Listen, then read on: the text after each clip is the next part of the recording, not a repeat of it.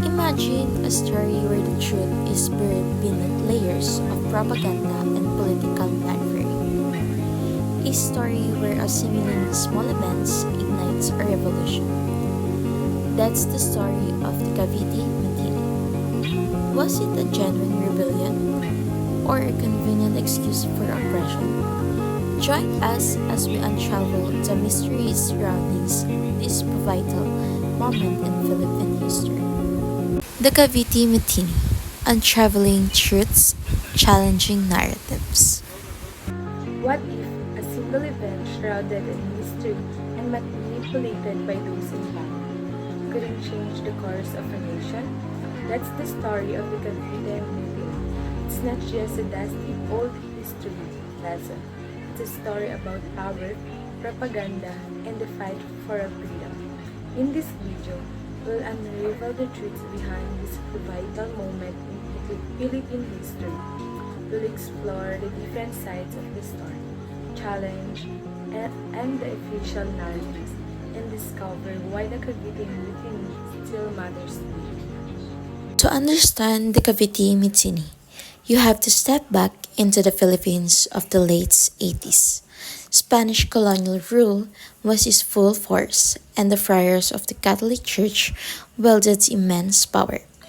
Filipino society was rigidly divided, with the Spanish elite at the top and the vast majority of Filipinos struggling under oppressive conditions. Resentment was simmering beneath the surface. Filipinos were growing increasingly aware of the injustice they faced, and the seeds of nationalism were beginning to sprout. The Cavite Arsenal was a vital industrial hub, employing many local workers. These workers enjoy certain privileges, like exemption from taxes and forced labor. But in 1872, those privileges were abruptly taken away. Imagine having to pay taxes you never had to before, or being forced to work without pay. That's what these workers face. It wasn't just about the money, it was about the sense of injustice and the feeling that their livelihoods were being threatened. The Catholic friars were a powerful force in the Philippines, controlling vast estates and wielding significant influence over the lives of ordinary Filipinos.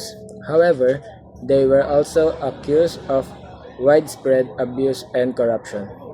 Anti-friar sentiment was growing especially among educated Filipinos who was friars and obstacle to progress and reform. This resentment played a key role in creating an atmosphere of unrest and rebellion. The late 180s were a time of great intellectual ferment. Liberal ideas from Europe were spreading throughout the world, and Philippine intellectuals were eager to embrace this new concept, freedom, equality, and self-government. Figures like Jose Rizal and Marcelo H. de Pilar were advocating for reform and creating autonomy for the Philippines. Some historians believe that the Cavite Mutiny was seen as an opportunity of push for these political changes, even if it was a fully planned revolution. The events of January 20, 1872. Maps of Cavite. Illustration of Fort San Felipe. Dramatization of key event. On the night of January 20, 1872, a small group of soldiers and workers at Fort San Felipe in Cavite rose up in revolt. The mutiny was triggered by a misunderstanding and quickly surprised by Spanish force. It was a relatively small-scale event, involving only a few hundred people, but the Spanish authorities seized upon it as an opportunity to crack down on Filipino disease and consolidate their power.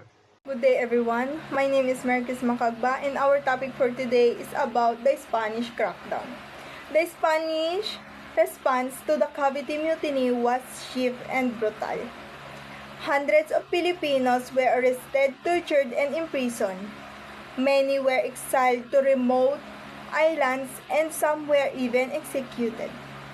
The Spanish authorities used the mutiny as an excuse to silence their critics and suppress any signs of rebellion. It was a time of fear and repression as the Spanish government its grip on the Philippines. The Gomburza execution. Among those falsely accused of masterminding the mutiny were three Filipino priests, Father Mariano Gomez, Jose Burgos, and Jacinto Zamora Gomburza. They were prominent figures in the movement for greater rights for Filipino priests. Juxtaposition of Spanish and Filipinos account.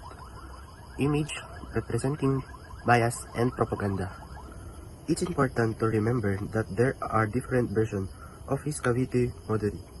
The Spanish authorities portrayed it as well-planned revolution aimed at overthrowing her rule. They claim that the Comborsa priests are the mastermind behind the pilot. Filipinos, on the other hand, I saw it as a spontaneous mutiny caused by a local government and fueled by Spanish operation. They argue that the Comborsa priests are incarnate victims for Spanish injustice. The truly likely lies somewhere in between, but it's critical to recognize the basis and motivation behind each representative. Cavite Mutiny, though a relatively small event, had a profound impact on Filipino nationalism. It serves as a catalyst for the Philippine Revolution, inspiring the future generation of revolutionaries to fight for independence. The execution of Gomburza became a symbol of Spanish oppression and rallying cry for Filipino patriots. Their sacrifice helped to unite Filipino people and galvanize them to fight for their freedom. Even today, historians continue to debate the true nature and scope of the Cavite Mutiny. Was it a spontaneous uprising or a planned revolution? Were the Gomburza priests truly involved or were they simply scapegoats? These are complex questions with no easy answers. The available historical sources are often limited and biased, making it difficult to reconstruct the events with complete accuracy. It is important to approach this topic with a critical eye and to consider the different perspectives and interpretations. The Cavite Mutiny was a complex and multifaceted event with far-reaching consequences. It was a story of economic grievances, religious tensions, political aspiration, and Spanish oppression. It was a turning point in the Philippine history, fueling the rise of Filipino nationalism and paving the way for the Philippine Revolution. But it also serves as a reminder of the danger of power, propaganda, and the manipulation of historical events. Was the Cavite Mutiny a failure or a necessary step towards revolution? That's a question that's continued to resonate even today. Again, we are Group 3 and this is our presentation. Thank you for watching.